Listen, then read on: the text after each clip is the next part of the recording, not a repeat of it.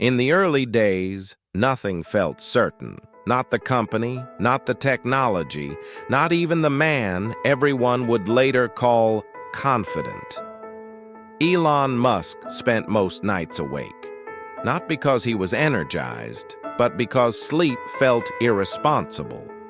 There were too many variables that could fail while he was unconscious. Too many people counting on something that still barely existed. Tesla was not a symbol yet. It was a risk.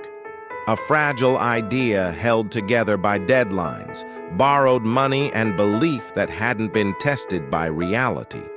The office lights stayed on long after most buildings went dark. Engineers slept on couches.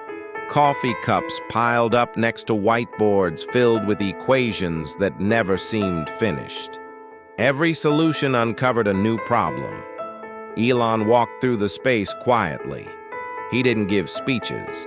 He didn't motivate with words. He asked questions, sometimes too many, sometimes the wrong ones, sometimes the kind that made people uncomfortable because there was no good answer. How long before this breaks? What happens if it fails on the road? What if we ship it and it's not ready?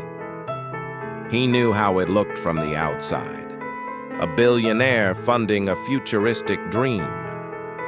But inside the building, money felt thin. Time felt thinner. And confidence was something he borrowed daily, knowing it might not be returned. There were nights he sat alone at his desk long after everyone left, staring at spreadsheets that refused to align with optimism. Every column told a different version of the future, and most of them ended the same way. Failure. He didn't talk about that fear. He didn't need to. It lived with him. It followed him home.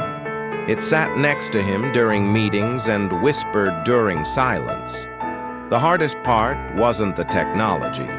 It was the responsibility. If Tesla failed, it wouldn't just be a bad investment. It would be people without jobs, engineers who trusted him, families who believed in a vision they couldn't fully see. That weight didn't make him heroic. It made him quiet. The closer Tesla came to reality, the more fragile everything felt. Production delays stacked on top of design flaws. Suppliers lost patience. Deadlines slipped. Investors asked questions that had no satisfying answers. Every delay made the room colder. Elon's confidence in public never matched his private calculations. He knew exactly how close they were to running out of money. He knew how little margin remained. And he knew that admitting doubt too openly could collapse what little stability existed. Some nights he replayed conversations in his head, wondering if he had pushed too hard or not enough. Leadership, he realized, wasn't about knowing the right answer. It was about choosing which uncertainty to live with. There were moments quitting felt logical, not emotional, not dramatic, logical. He could walk away with less damage now than later, preserve reputation, avoid collapse, let the idea die quietly before it embarrassed everyone involved.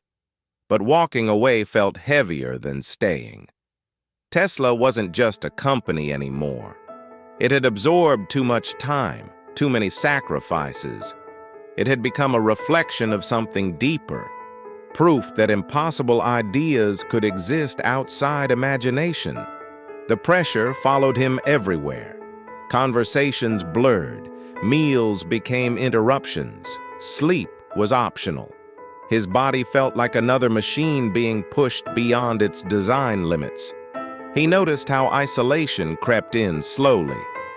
Friends stopped calling, relationships thinned, conversations became transactional. Everything revolved around survival. There were meetings where he spoke too sharply, others where he said nothing at all. Both left him questioning whether he was leading or merely reacting. He watched engineers argue over solutions, knowing neither option was perfect. He approved decisions knowing they might be wrong, and he accepted responsibility knowing no one would care about the reasons if the outcome failed. Success, he was learning, didn't feel like winning. It felt like avoiding collapse for one more day. The breaking point didn't arrive loudly. It arrived quietly, disguised as another ordinary problem. Cash flow tightened. Final chances approached. The room grew tense in ways no one needed explained. People smiled less. Emails became shorter. Everyone felt the countdown. Elon spent hours alone thinking about consequences no press release would mention. What happens to belief after failure? How long does doubt last? And how many chances does one person get before vision becomes recklessness? There was no guarantee Tesla would survive. No final safety net waiting below. Every decision narrowed the path forward. He thought about the future often, not the one magazines imagined, but the one that waited if this failed. A future where Tesla was a lesson, not a legacy. Where effort was remembered, but results were not. The irony wasn't lost on him. The world celebrated innovation, but punished unsuccessful innovators harshly. Failure wasn't romantic when people lost jobs because of it. When Tesla finally began to stabilize, it didn't feel like relief. It felt like exhaustion, the kind that settles deep and refuses to leave. The company was alive, but fragile. Success was temporary, survival ongoing. Elon didn't celebrate. He slept, briefly, uneasily. The experience had changed him in ways no headline could summarize. It stripped away illusion. It replaced excitement with caution, vision with patience. He understood now that success didn't erase fear. It simply taught you how to live alongside it.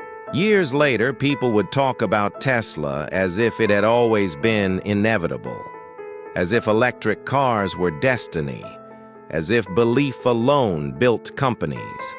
They wouldn't see the nights of doubt, the calculations that ended in loss, the moments quitting felt responsible. They wouldn't feel the isolation that came with leading something no one could fully understand yet. They would see confidence and mistake it for certainty. But certainty had never existed. Tesla survived not because failure was impossible, but because someone kept choosing risk over comfort, over and over again, quietly, without knowing the ending. That's the part rarely discussed. Not the success, not the money, not the vision. The part where everything could have ended, and didn't. Most people think success arrives in moments of inspiration. In truth, it survives through endurance, through decisions made while tired, through belief held without applause. And often, the hardest battles are the ones no one sees. The ones that happen long before the world decides you were right.